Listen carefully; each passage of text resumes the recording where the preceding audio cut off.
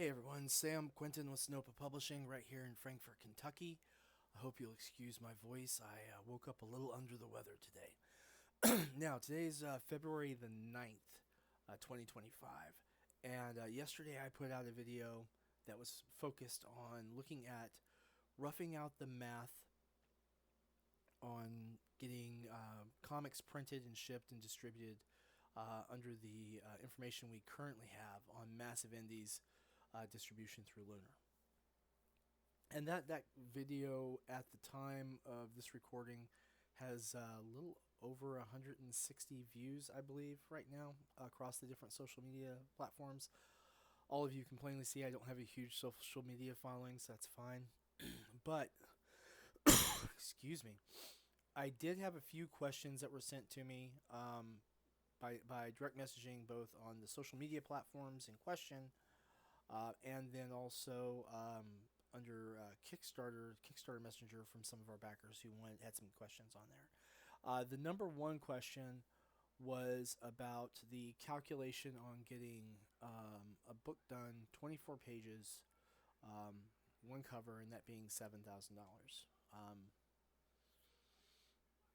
So where that calculation came from, that is at a $250 current page budget for the interior pages, and then the $1,000 for the cover art. And that's also not just the main cover, but if there's anything that's done for the back cover, or if it's a wraparound, things like of that nature. So we usually have a up to about $1,000 worth of budget in that, up to, and in that usually includes something like picking up the original page art from the artist very often. This is, of course, Damian Torres. This is the Not Safe for Work cover for Tibbi and Her Time Traveling Psychedelic Mushrooms issue 2. So that page rate, I get some people who comment on that amongst other creators I know in two different directions. One, folks say, well, you can get done cheaper if you do XYZ. Others are like, hey, you really need to, try and pay people more than that, which we really want to do.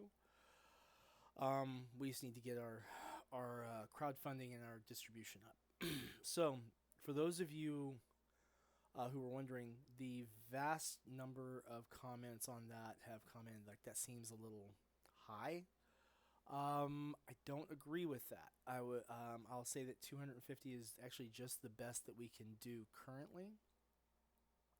And that's for the total page work. That's the line art, the coloring, lettering, and includes a little bit of funding in there for the editorial that we hire for. Excuse me. So, I went and looked and talked with artists that I've worked with, and basically from the different information I've received, everything seems to come out the same, and it looks like it's currently taking about 16 hours total labor time between coloring, lettering, editorial, coloring, line art, lettering, and editorial. About 16 hours per page in total, right? And now the bulk of that's on the line art and the coloring. But that comes out to about $15.62 an hour, which is really not much for highly specialized labor, right? I can tell you that in some parts of Kentucky, which is not exactly known for being a high-cost labor market, $15 is what you can see at certain coffee shops, $15 an hour. So that's really, not to downplay our baristas, but being able to draw at high end, being able to draw high-end comic book art, is a pretty specialized job description, right? Now, one of the things that we're hoping to get to, because I had made a comment that we hope to find a way to reach a higher page rate, is that we're hoping to, within 2025, 2026, if we can get our sales volume's high enough and our crowdfunding volume's high enough to support it, we'd like to get up to a $400 per page budget, right? So again, that includes line art, our coloring, our lettering, and our editorial. So we have 4 different people's jobs tasked on that. For those of you who are wondering why writing isn't included on that, and that's because I write basically almost everything that we publish, and I don't pay myself for writing my own books right now. Everything kind of goes back into other products. So we're working on building up the business, building up the catalog. Um, $400 per page at 16 work hours per page is $25 per hour, right? That is a little bit better rate for highly specialized skills.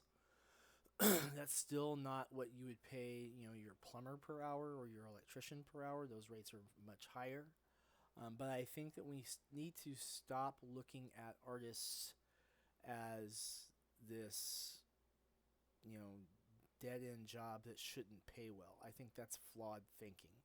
We need to be in a position where when you find skilled, talented, hardworking artists who are meeting their deadlines and staying on the model and who are taking the direction and really doing the job to a high degree of professionalism, I think that they deserve to be paid very well. And so, to give you an idea of what the difference on that looks like, for 24-page books, the interior page count on that at $250 is $6,000 for interior work. If you are up to $400 per page, that 24 pages is now $9,600 for the totality of that at $400 per page. So there's a significant increase in the expense that goes out for that.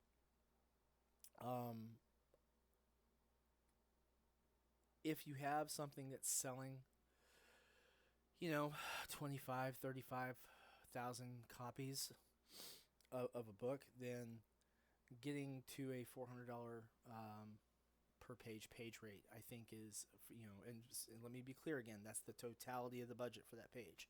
That's, line art, coloring, lettering, editing, okay? Then I think that becomes far more doable. My titles aren't selling that much yet. Though we have sold thousands of copies of 47 Furious Tales, we've sold a couple of thousand copies of Reign of Ages primarily through crowdfunding.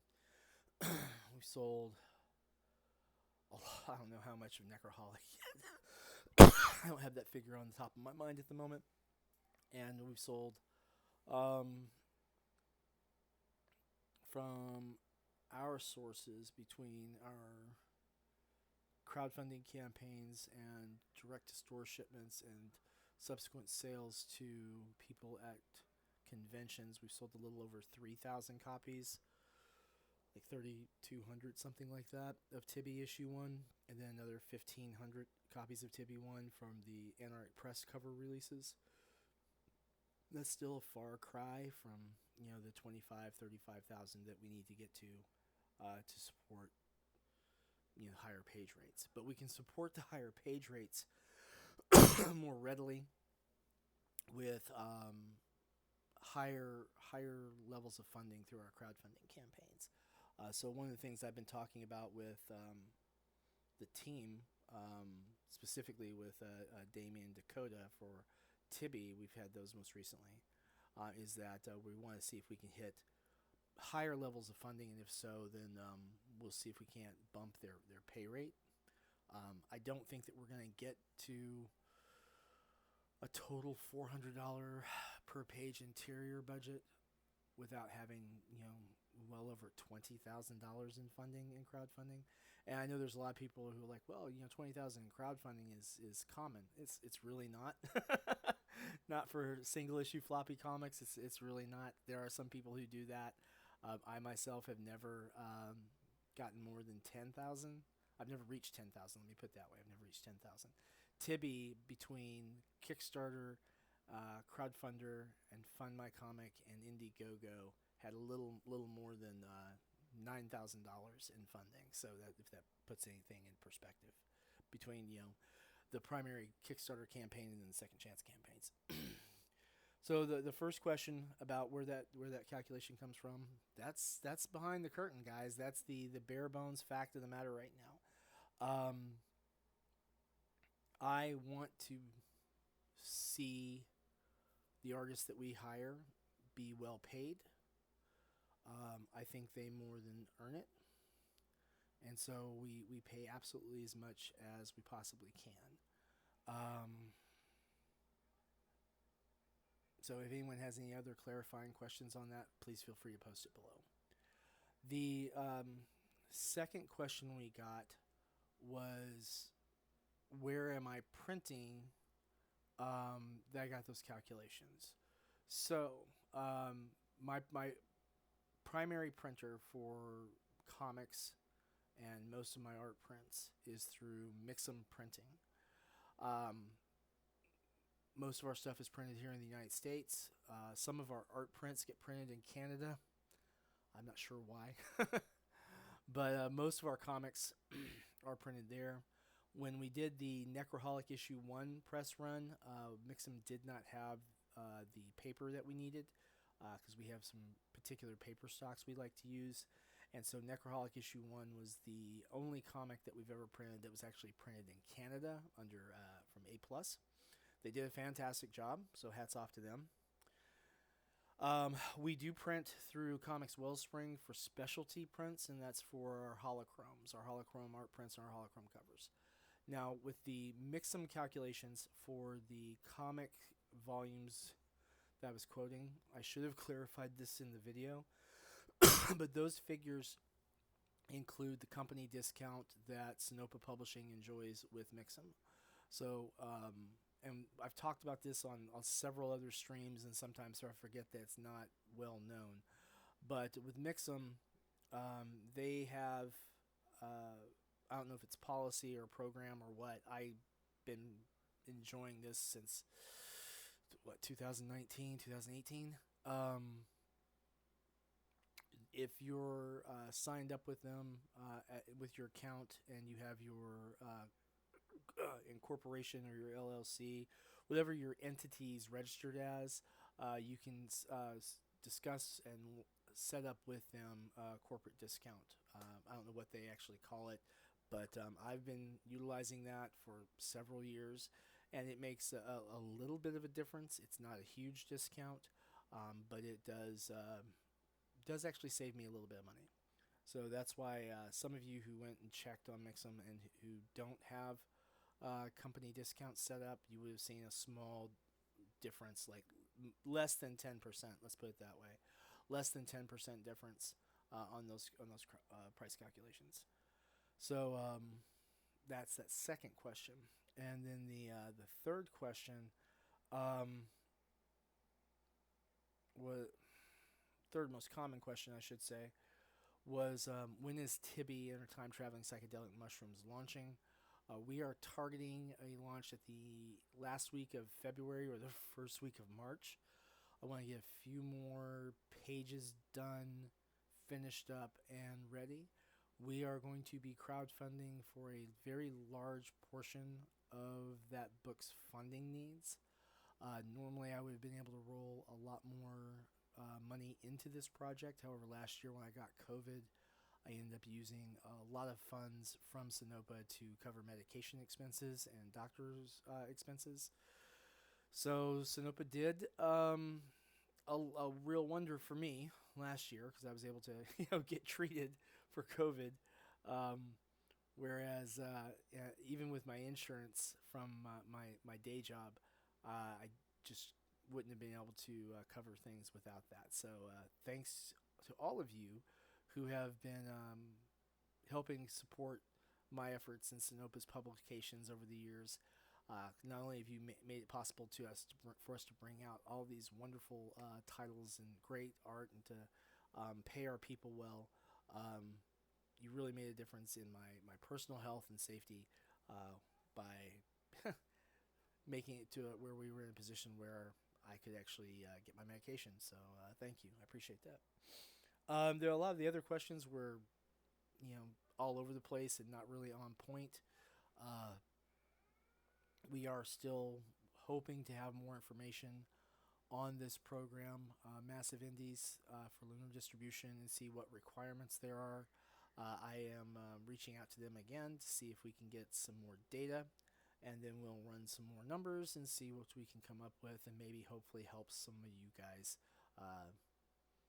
who are thinking about that and who are interested. I do always, of course, encourage you to reach out to them specifically. I am not affiliated with them. I'm just trying to see if I can help the community a little bit. But as always, thank you so much for watching the video. I am going to get back to work on some script revisions and get those to Damien Torres because I hope to get them to yesterday. If you, we'll do a little quick shameless plug. Tibbi and Her Time Traveling Psychedelic Mushrooms Issue 1. This is my personal copy of the crowdfunding edition. We have a special on that running on the digital download on Drive-Thru Comics. You can get that for only 99 cents right now, which is the best deal ever. So if you haven't read Tibbi and Her Time Traveling Psychedelic Mushrooms, I will be posting a link when I post this video. It'll be in the section below. Take advantage of that, enjoy it, and we'll look forward to seeing what you think about some of our works. Also, make sure that you're following us on the social media platform that you see this on. Please do share it, like it, comment below. If you have any questions, comments, criticisms, or concerns, please do post them. And until next time, Sam Quentin with Sinopa Publishing. Thank you very much.